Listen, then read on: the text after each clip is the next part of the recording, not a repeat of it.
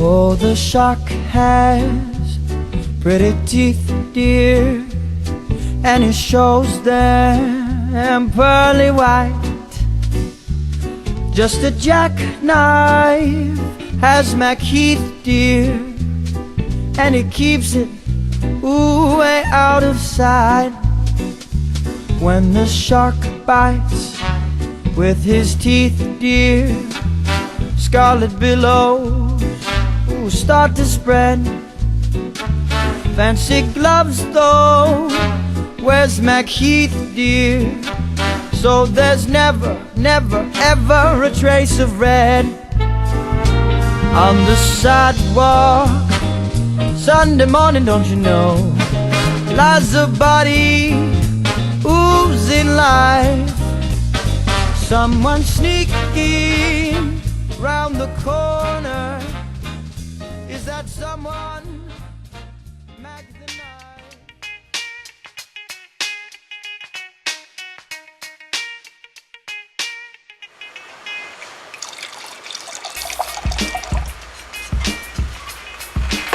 The first process in putting together one of the wine dinners at the club is selecting the wines.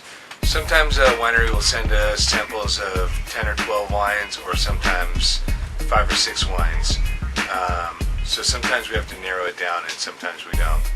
We always pick the ones we like the best, of course. Once we pick the wine, then it's a process of breaking down the flavor profiles and the aromas in the wine and deciding what's going to pair with it best. Sometimes we take ingredients from the kitchen, such as herbs and cheeses or meats, and try them with the wine and make sure that we're on the right page and that everything's working.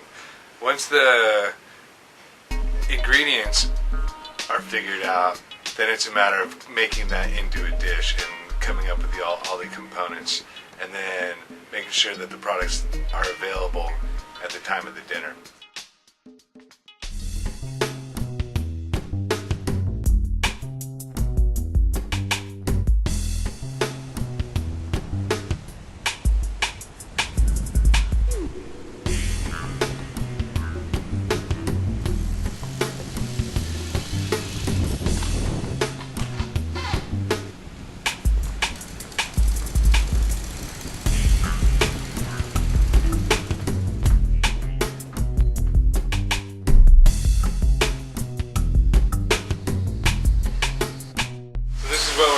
We got the menu for tonight's wine dinner here.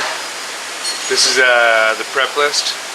It's about, we got 6 courses, but we got about 60 components to this dinner. This is all the stuff that was supposed to be done yesterday. All the stuff that's not highlighted didn't get done, so that's what we got to catch up on first. And then we start working down this list. So a lot of this stuff has to be done at the very last minute, but we'll get as much done ahead of time as we can. It's gonna be a fun day.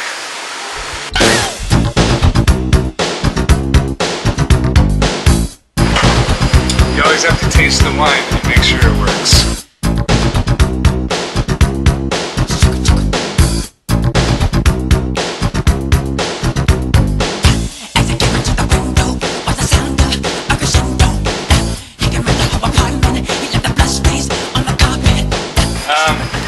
I need to taste Camarillo with the vinaigrette, with the wine.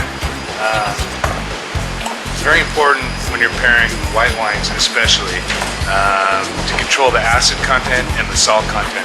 Too much acid kills the acid in the wine, so all you taste is the minerality. Too much salt kills the fruit in the wine, flattens it out. If you have too much salt, too much acid, basically your wine turns into, it's like drinking mineral water.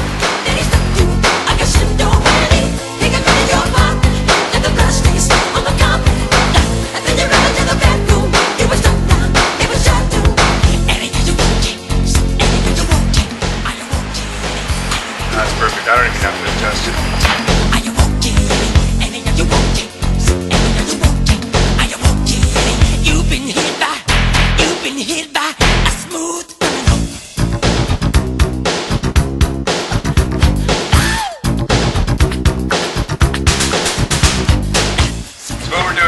we took these wild boar loins. We cleaned them down last night. Took all the silver skin out just down to the eye. And then we're wrapping them individually in applewood smoked bacon. We're going to pan sear them tonight and then slice them through so that you can see the doneness. We're going to cook them about medium so we'll get some nice color on the presentation.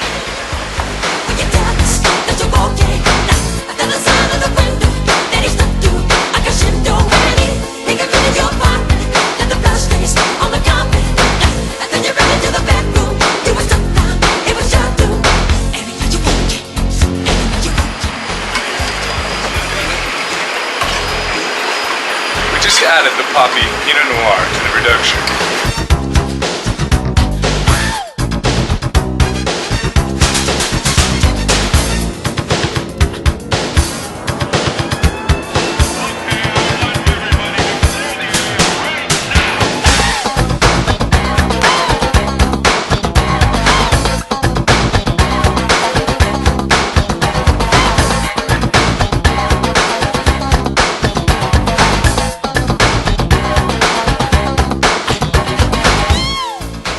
So this is the Kobe Gold Label flat irons. This stuff melts in your mouth like butter. You can see what makes it so good is the ratio to fat to meat. It's almost 50-50 fat to meat. When I was working with this, trimming it down, the fat just kind of melts off of your hands, even when you're using rubber gloves. It just starts dissolving. I infused some soy sauce with a little bit of garlic, and I'm just going to lightly brush it into each of these on both sides, just to give it a little bit of flavor, but I don't want to give it too much because it's already tastes so good just the way it is. What we have here are dried black chanterelle mushrooms, also known as black trumpet mushrooms. Drying them out a little bit under the heat lamp, get the moisture out of them so we can run them through our Roboku, process them really fine into almost like a powder. Then we're going to mix those with Japanese breadcrumbs. We'll brush the lamb loins with Dijon mustard and then coat it with the mixture of mushrooms and breadcrumbs. Yummy.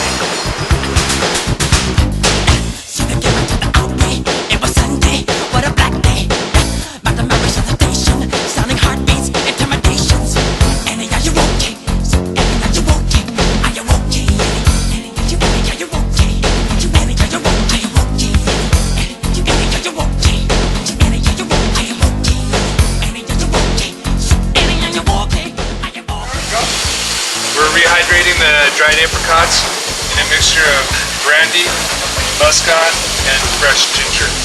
Then we're going to strain the apricots out. They go on top of the tart with the mascarpone pastry cream. And then I'll take the liquid and mix in a little bit of gelatin for the glaze.